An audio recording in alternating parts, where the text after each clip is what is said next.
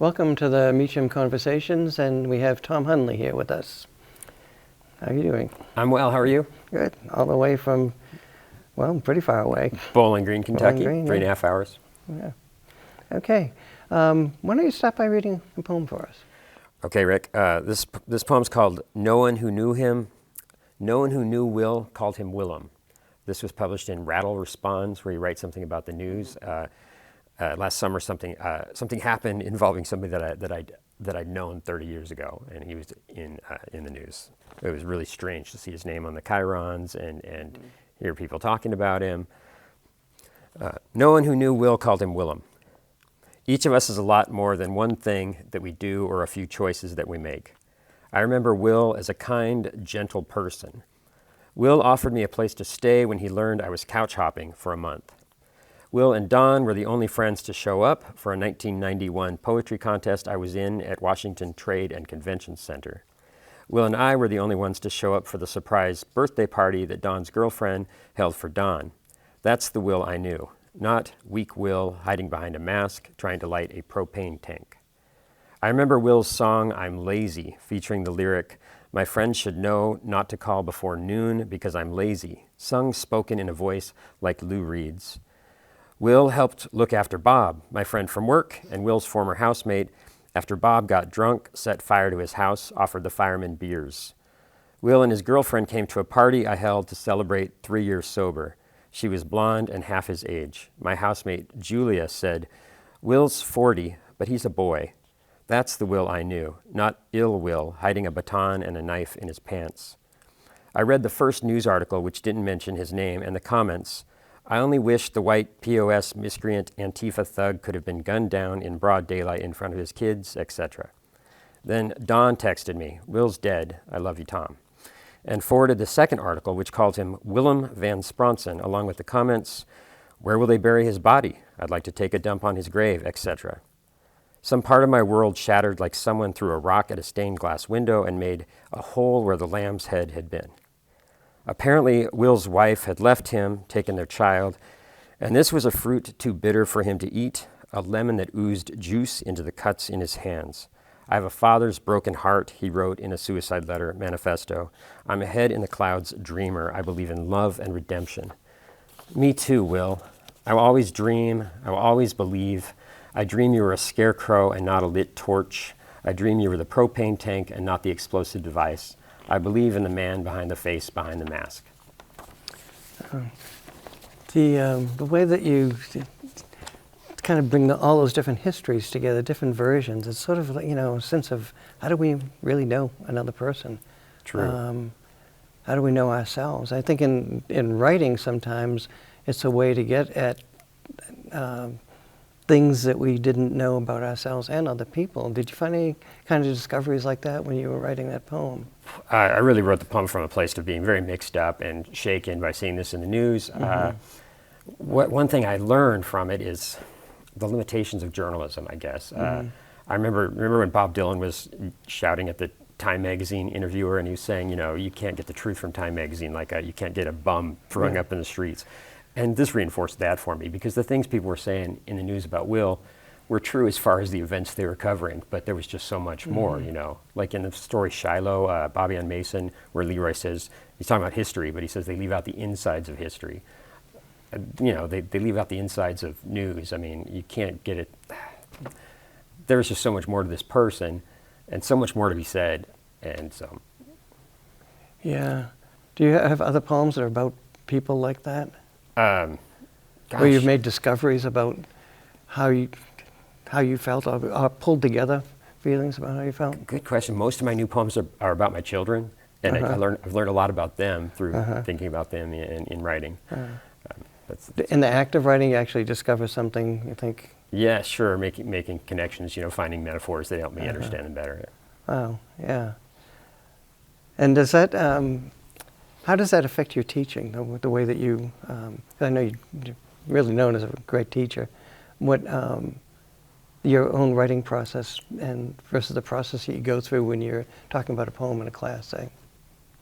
Good question. So I have a book called the Poetry Gymnasium. There's a brand new second edition. Right. It's I really tried to put everything I knew about writing in there, so the techniques in the book are the ways that I actually write, and I've tried all these exercises out on my students, and they're sample exercises by the students. Sure, yeah. So really, I've just tried very hard to articulate what I've learned over the years about writing and put it all in pretty much all into one place. Well, you've learned who's been some of your influences over the years? Well, okay. I got to give a nod to my major professor, David Kirby, and Albert Goldbarth, who writes in a similar style to him. And you actually write in a similar way to both of them, although the tone is different. There's this kind of braided style that I'm really drawn to, where, like you were saying, don't remember the exact words you were, but throwing together different things and making them come together, you do that really well. Denise Duhamel I'm a big fan of hers, and Kim Adonisio, and then I always forget people, Oh, sure. Yeah. How about earlier poets? Yeah. Sure. I'm a big fan of John Donne's poetry. I find his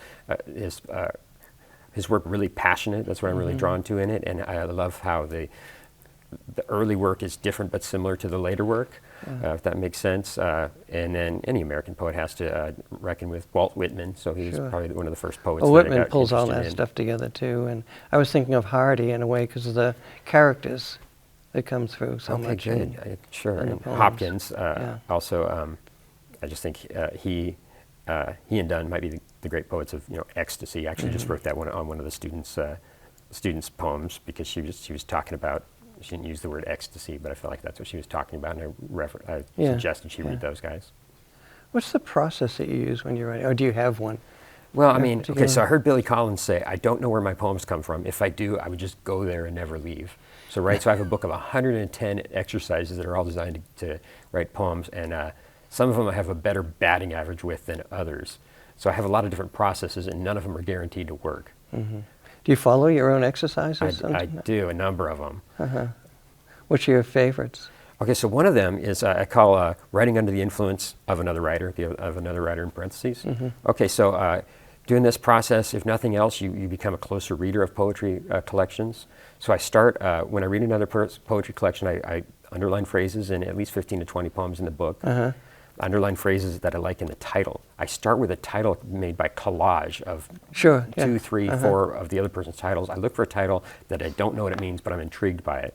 And when my whole book, Plunk, was written this way. I thought at least when I sent it to contests, the table of contents would be good, and that would be one of the first things editors look at.